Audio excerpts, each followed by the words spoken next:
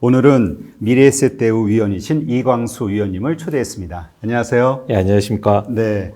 지금 이제 저희 8.15 모니터에서도 참 오랜만에 이 부동산과 관련해서 이제 이야기를 좀 다루는데요. 네. 그래서 오늘 좀 많은 노하우, 정보들을 좀 공유해 주시면 감사하겠습니다. 좋습니다. 아는 한 열심히 해보겠습니다. 네. 일단 요즘은 글로벌 시대고 미국의 영향을 한국 부동산도 많이 받으니까요. 일단 코로나 이후에 미국의 그 주택시장 가격 동향은 어떻게 흘러가고 있나요? 말씀하신 것처럼 사실 저희가 그러니까 글로벌 시장도 관심 있게 보셔야 되는데요. 특히 서브프라임 이후로 부동산 시장도 공조화가 정도가 강화됐습니다. 그러니까 예를 들어서 미국도 부동산 시장이 오르면 한국도 오르고 유럽도 오르고 반대로 이제 조정을 받으면 조정받기 때문에 좀 여러분들이 좀 거시적으로 크게 다른 나라에 대해서 관심 있게 보실 필요가 좀 있죠. 그런 차원에서 최근 미국의 주택시장 동향을 좀 말씀드리겠는데요. 일단 최근에 아주 특징적인 변화는 미국의 그 매물이 엄청나게 많이 감소하고 있습니다. 아, 그래요? 그건 무슨 의미죠? 막 산다는 얘기인가요? 그러니까 매물이 감소한다는 얘기는 뭐냐면 집을 갖고 있는 사람들이 지금 안 팔겠다라는 얘기죠. 그래서 거의 수치로 보니까 50% 이상 감소했더라고요. 엄청난 수치네요. 그러니까 이거는 저희가 이제 아주 이해가 되는데요. 갑자기 이게 일종의 팬데믹이니까 갑자기 나온 위기니까 제가 굳이 지금 막 집을 팔 이유는 없는 거죠. 살 사람도 없는 거고. 그래서 이면에는 살 사람도 없고 그리고 팔 사람도 팔 마음이 없다라는 게 이게 특징적으로 이런 지표에 나타나고요. 그러면서 이제 가격은 조금씩 하락하고 있습니다. 제가 보니까 4월 중간 가격, 그러니까 메디안 프라이스라고 하는데 이 가격이 3월 대비해서 한 6% 정도 하락했더라고요. 그래서 평균 가격이 미국의 주택이 한 4억 정도 되는데요. 거기에서 한 4천만 원에서 3천만 원, 죄송합니다. 한 3천만 원 정도 하락한 것으로 나타나고요. 그렇게 되면 가격 조정은 좀 일어나는데 일단 매물이 크게 감소하고 있고 또 하나 재미난 건 이제 동반해서 거래량도 크게 위축되고 있습니다. 네. 그러니까 거의 거래가 없는 거죠. 그렇게 정리하시고 미국 시장을 보시면 좋으실 것 같습니다. 네. 그러면 앞으로 그 전망은 어떻게 저희가 생각해 볼 수 있을까요? 대부분은 이 코로나 이후로 많은 그 실물 경기가 안 좋아졌잖아요. 그러니까 분명히 지금 일시적으로는 자산의 버블이지만 결국은 그 거품이 꺼지지 않겠느냐라고 생각하는 분들이 의외로 많이 있거든요. 글쎄요, 그 말씀하신 질문에는 여러 가지 의미가 좀 함축되어 있는데요. 일단 그동안 오른 게 버블이냐, 여기에 대한 개념 규정이 좀 필요하겠죠. 그렇다면 그게 버블이었다면 내려가는 속도가 굉장히 가파를 수 있고요. 반면에 버블이 아니었고 정상적으로 가격이 오른 거였다면 이런 위기가 와도 크게 부동산 시장은 위축되거나 출렁이지 않습니다. 네. 왜냐하면 거주 공간이기도 하고 기본적으로 어떤 그 돈의 가치, 금리를 워낙 많이 내렸기 때문에 그런 차원에서는 저희가 일단 과연 버블이었을까? 이런 부분에 대한 판단이 필요하고 그걸 통해서 이제 향후 가격 전망을 좀 해야겠죠. 네. 그럼 어떻게 위원님은 평가하세요? 지금까지 버블이 좀 있었다고 보시나요? 아니면 정상적인 상승이었다고 보시나요? 그런 측면에서 제가 관심 있게 보는 나라들이 있습니다. 대표적으로 캐나다와 호주예요. 왜냐하면 캐나다와 호주는 그 자체적으로 부동산 가격이 오른 게 아니라 예를 들어서 중국 자본이 대거 들어와서 워낙 살기 좋은 곳이고 그렇다 보니까 중국 이민자들이나 교육수요들이 오르면서 집값이 크게 올랐는데요. 이런 지역의 공통된 특징이 두 가지 정도 있습니다. 그러니까 이렇게 일종의 자기의 내부적인 자체적인 힘으로 주택 가격이 오른 지역 말고 어떤 외부적인 충격이라든지 일시적으로 가격이 크게 오른 지역은 두 가지 공통점이 있는데요. 첫 번째는 다주택자라고 하는 일종의 투자나 투기 수요가 크게 증가합니다. 네. 그리고 두 번째는 그러면서 거래량이 감소해요. 가격이 오르면서. 그건 뭐냐면 이따도 이제 좀 우리가 자세하게 논의할 좀 필요가 있는데 가격이 오르는 이유는 두 가지 이유가 있죠. 하나는 뭐냐면 수요가 증가하거나 네. 아니면 공급이 감소하거나. 그렇죠. 예. 근데 가격이 오른 것만 봐서는 둘 중에 뭔지 잘 모릅니다. 그런데 거래량을 보시잖아요. 그럼 둘 중에 구별을 낼 수 있어요. 가격이 오르면서 거래량이 동반하여 증가했다면 수요가 상승한 거죠. 네. 수요가 증가한 거죠. 아, 그러네요. 그렇죠. 반면에 가격이 올랐는데 거래량이 떨어진 거는 감소한 거는 공급이 감소해서 가격이 오른 겁니다. 네. 근데 항상 가격의 버블을 만드는 건 공급이 감소해서 오를 때예요. 쉽게 말해서 제품의 가격이 있는데 갑자기 확 오른 이유는 공급을 감소시키고 공급자들이 담합하거나 이럴 경우가 되게 많습니다. 네. 네. 그래서 저희가 가격이 오를 때 거래량을 관심 있게 봐야 되는데 그런 지역의 공통점이 다주택자 많이 증가했고 또 가격이 오를 때 거래량도 동반하여 감소하더라. 이런 측면에서 보면 특히 서울의 집이 그런 2018년부터 하반기부터 이런 동일한 현상을 보여줍니다. 아, 그래요? 그러면 서울의 집값도 버블이 꼈다고 볼 수 있는 거죠. 특히 2018년 이후 가격의 상승률이. 그러면 그 가격은 이런 어떤 변동성 리스크가 올 때 쉽게 빠질 수 있다. 뭐 1, 2개월 만에 하락할 수도 있거든요. 이미 강남의 재건축의 아파트가 그런 현상이 나타나고 있고 네.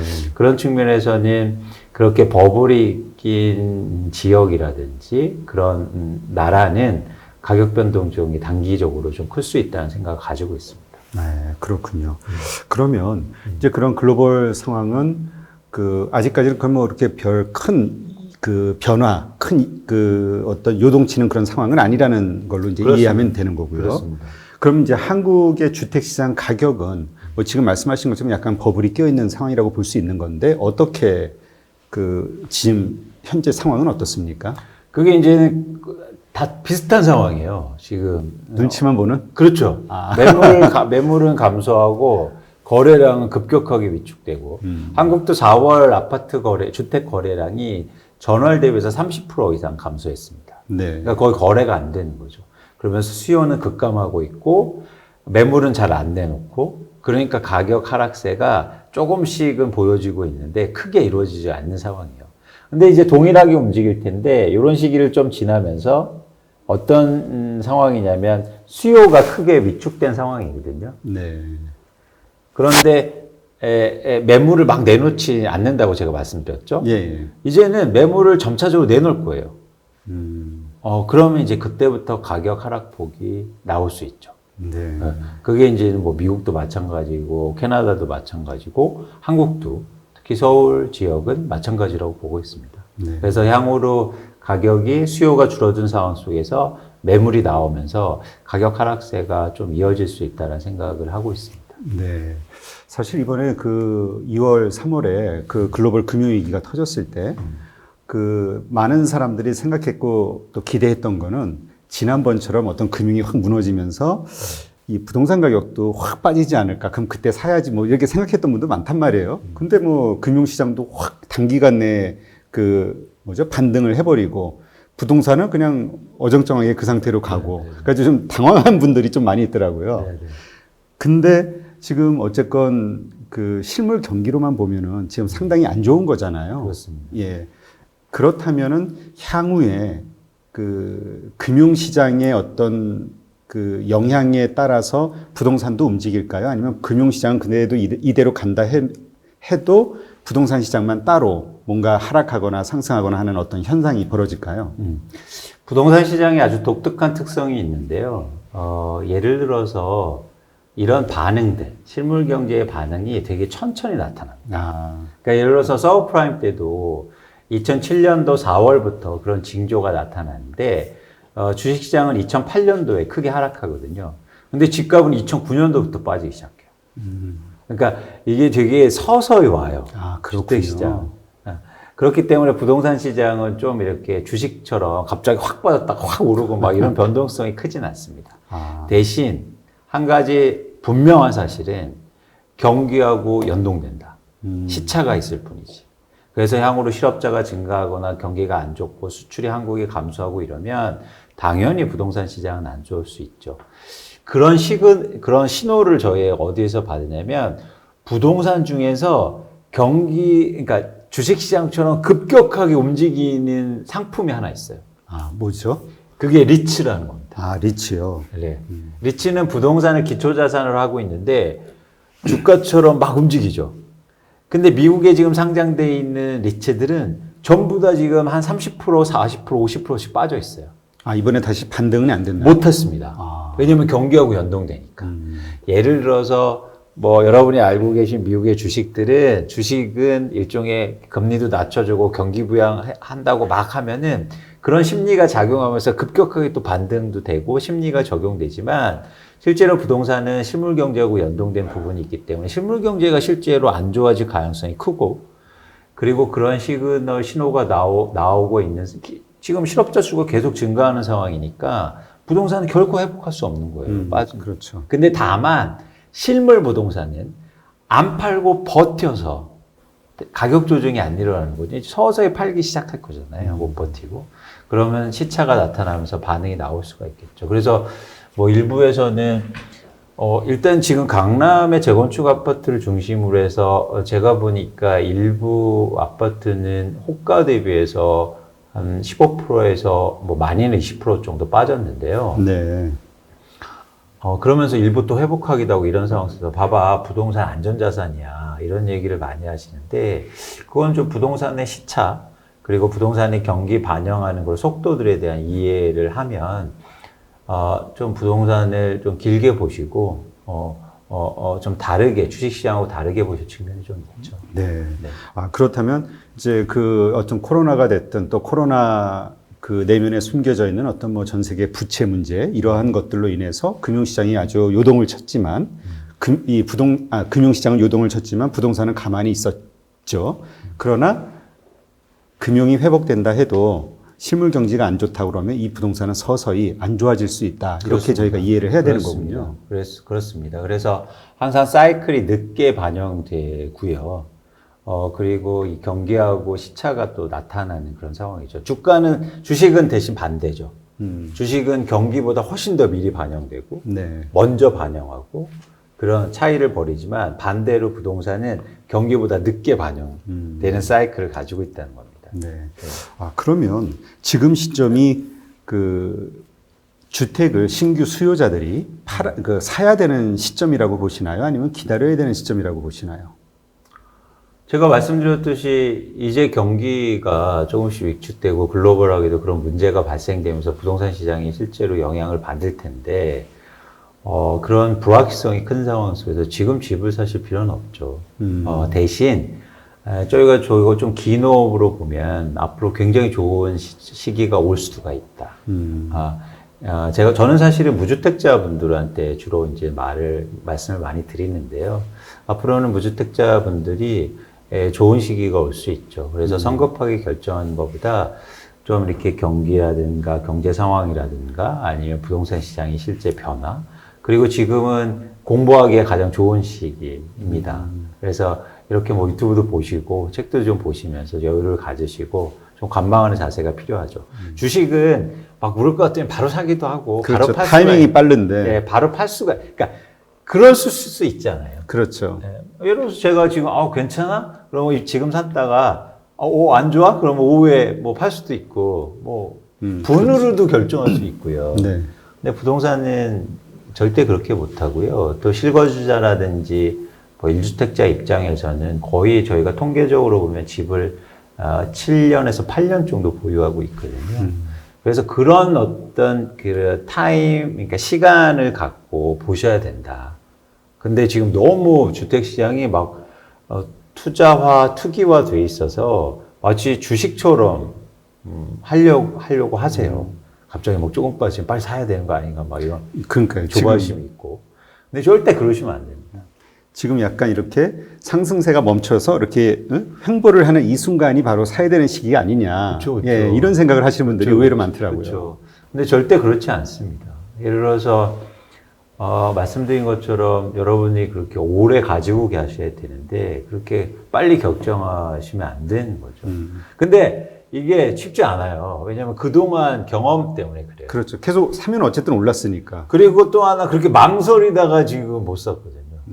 네. 그 원망하는 분들 많더라고요. 그래서 뭐 저한테도 그런 말씀 하시는 분이 너 때문에 못 샀다. 뭐 아니면 부부싸움도 많이 하시고 그런데 그래서 마치 의사결정을 빨리 하는 게 미덕인 것처럼 그리고 그래 그때 와이프가 아내가 사라고 했을 때 사야 되는데 그래서 어떤 전문가들은 와이프 말은 무조건 믿어라 무조건 따라라 막 이렇게 말씀하시고 그래 그때 남편이 사자고 했을 때 사야 되는데 뭐 이런 후회가 있잖아요. 네. 그런 걸 때문에 지금의 의사결정을 한다는 거죠. 근데 이게 가장 최악이에요.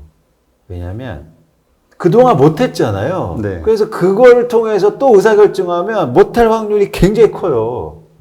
제가 감히 말씀드리면 그런 분들은 투자를 잘 못하시는 분들이에요. 그동안도 못하셨잖아요. 그렇죠. 네. 그래서 여러분 한번 확 바꿀 필요가 있어요.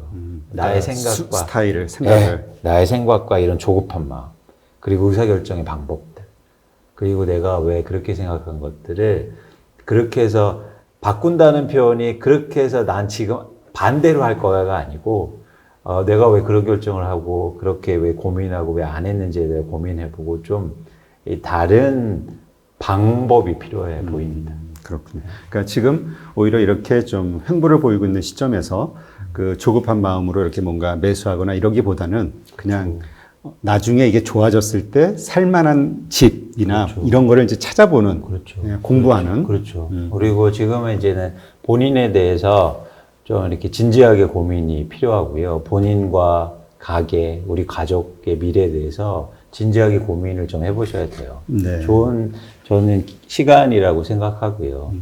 갑자기 뭐 코로나19 이게 안 좋은 일이잖아요. 그리고 막 실업자 엄청 증가하고 지금 우리나라는 좀 예외지만 글로벌하게 그런 상황이 이해하고 있는데 급할 이유가 전혀 없으세요, 여러분. 네, 그래서 여유를 갖고 고민하시고 그러면서 저는 주로 제가 되게 강조하는 게 이제 메타인지인데요. 뭐냐 투자에서도 굉장히 필요한 거예요. 그러니까 뭐냐면 본인에 대해서 잘 아셔야 돼요.